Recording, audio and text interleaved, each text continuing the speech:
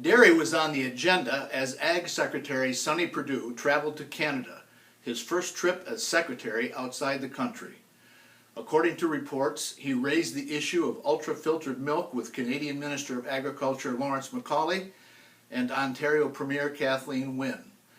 Afterwards, he was quoted saying, "We had very good, very candid discussions, very frank, like family members discussing some things that are not necessarily comfortable. We laid out a great framework to begin renegotiating NAFTA. I also said, if you want to manage your dairy supply, that's fine. You just need to manage it and not overproduce to create a glut of milk solids on the world market that's being dumped at unfair prices." Back in the U.S. on Thursday, as former FBI Director James Comey's Senate testimony was in the media spotlight, Secretary Perdue met with the President, other cabinet heads, state commissioners of ag, and some local officials.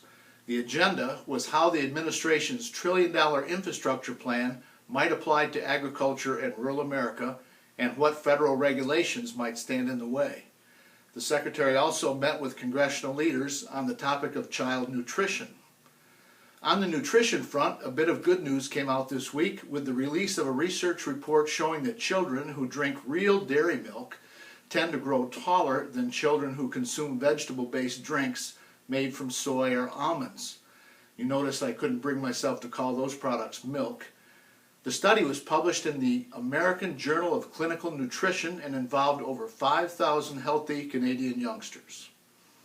Here's an item for your calendar. Save the dates of August 8, 9, and 10. These are the dates for Empire Farm Days and the Dairy Profit Seminars presented by Cornell's Pro Dairy Team, the Northeast Dairy Producers Association, and our Dairy Business Media. Topics this year include practical considerations about robotic milking systems, producing higher solids milk, and the latest updates on mastitis prevention.